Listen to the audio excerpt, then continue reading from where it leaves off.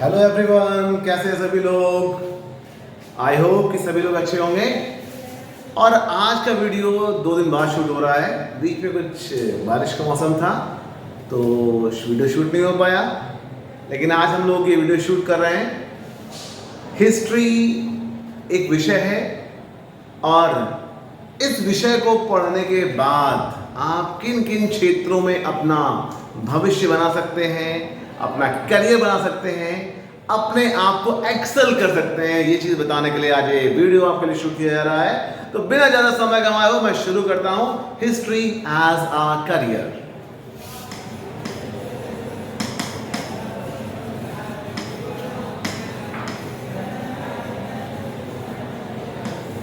मैं आपको बता दूं, इतिहास सबने पढ़ा होगा और इतिहास की डेट्स, नाम सबको परेशान करते हैं। आने वाले वीडियो में बताऊंगा कि इतिहास को कैसे पढ़ें। आज बताने जा रहा हूं कि करियर इतिहास में कहां कहां बनाएं।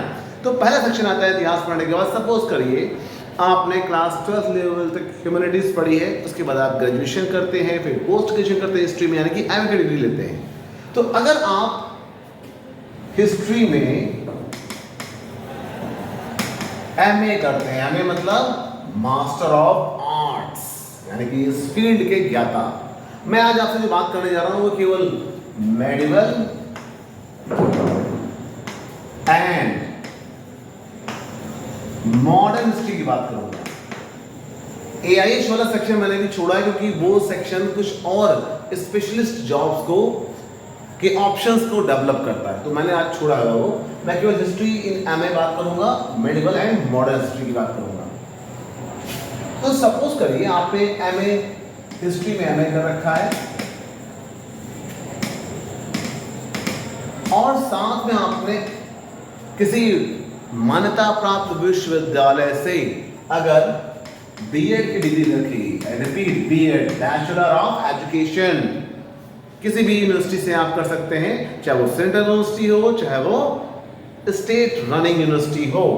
अगर आपके पास ये दोनों डिग्री है तो आपके लिए बहुत ही सुनहरा मौका है। You are lucky enough to get a job in a central government institutions like केंद्रीय विद्यालय, नवोदय विद्यालय एंड ईएमआर। मैं यहाँ पे नोट डाउन करने जा रहा हूँ, देखिएगा।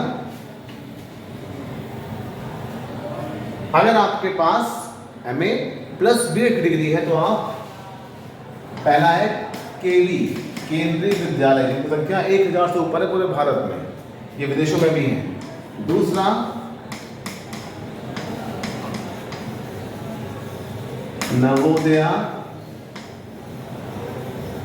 नवोदय विद्यालय, जिनको आजकल कहा जाता है पीएम श्री जवाहर नवोदय विद्यालय, यहां पर वैकेंसी आपके लिए। और तीसरा मैंने पहले एक वीडियो में बताया था, नाम लिया था EMRS, stand for Eklavya model residential schools. Repeat करूंगा, एकलव्य मॉडल रेजिडेंशियल स्कूल्स। इन सभी में पोस्ट आती है पीजीटी की, पीजीटी, पोस्ट ग्रेजुएट टीचर्स। इसमें क्या चाहिए होता है, 2 चीज रिक्वायर्ड होती है, एमए की डिग्री और इसके साथ साथ क्या होता है, दैट इज बीएड आपको होना चाहिए। अगर ये दोनों डिग्री आपके पास हैं तो आप एमए हिस्ट्री करने के बाद एज ए पीजीटी या लेक्चरर्स को बोलते हैं, सेंट्रल गवर्नमेंट के इन यूनिट्स में जाकर के अपना करियर बना सकते हो एज ए पीजीटी के रूप में। केंद्रीय विद्यालय, नवोदय विद्यालय और ईएमआरएस। अब बात करते हैं कि क्या केवल सेंट्रल गवर्नमेंट में ये ऑप्शन है, स्टेट गवर्नमेंट में नहीं है? ऐसा बिल्कुल भी नहीं है। अगर हम बात करें तो हम देखते हैं कि सेंट्रल गवर्नमेंट के साथ साथ स्टेट गवर्नमेंट में भी बहुत सारी अपॉर्चुनिटीज हैं। हर स्टेट अपने यहां पर लेक्चरर की वैकेंसी निकालता है, लेक्चरर्स, प्रवक्ता इसमें बोलते हैं। इसमें भी अगर सपोज करें हिस्ट्री की वैकेंसी होगी तो वहां पर आपको एमए चाहिए होगा और कुछ स्टेट्स बीएड भी मांगते हैं और कुछ स्टेट बीएड नहीं मांगते हैं।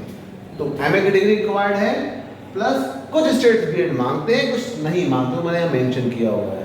तो आप स्टेट गवर्नमेंट में भी as a BEd, as a MA करके हिस्ट्री के लेक्चरर बन करके एक हैंडसम सैलरी और एक सुनहरा भविष्य बना सकते हैं। ये तो बात हो गई टीचिंग करियर की। अभी मैंने बात की कि वो सेकेंडरी लेवल की, अब बात करते थोड़ा उससे ऊपर की, थोड़ा सा एक स्टेप ऊपर चढ़ते हैं हम लोग। मैं बात करने जा रहा हूं हायर एजुकेशन की।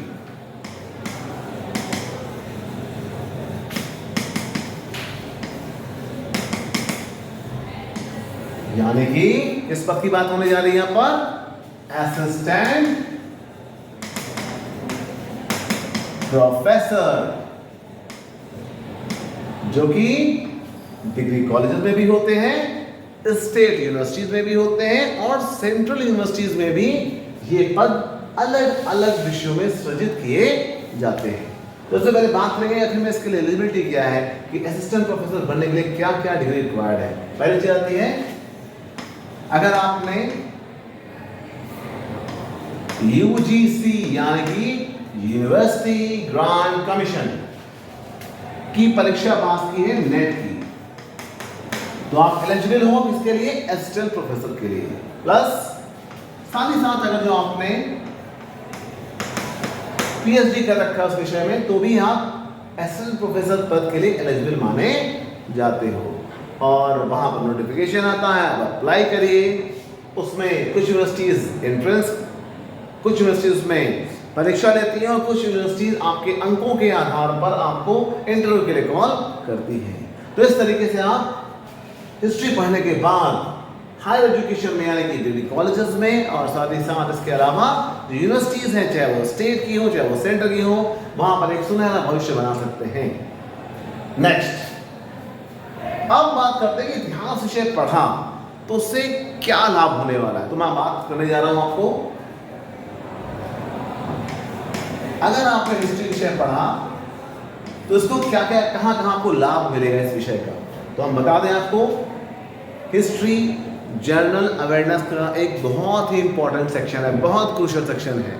और शायद ही कोई एग्जाम हो जहां पर हिस्ट्री से जुड़े हुए क्वेश्चंस ना आते हो।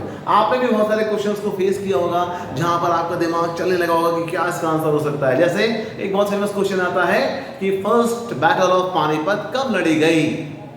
तो आप सोचते हैं कि कौन सा ईयर है, इसमें बहुत सारे डाउट्स आते हैं। कमेंट्स क्या बताइएगा कब लड़ी गई।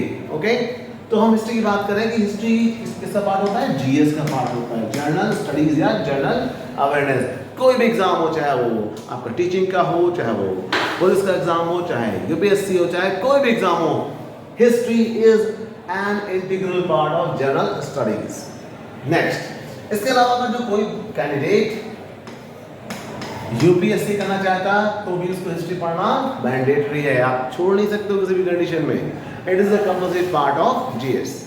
नेक्स्ट, अगर आप स्टेट पब्लिक सर्विस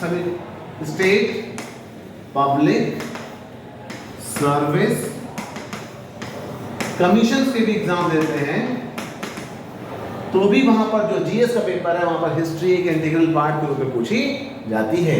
और बिना हिस्ट्री की तैयारी के आप आगे बढ़ ही नहीं सकते हो।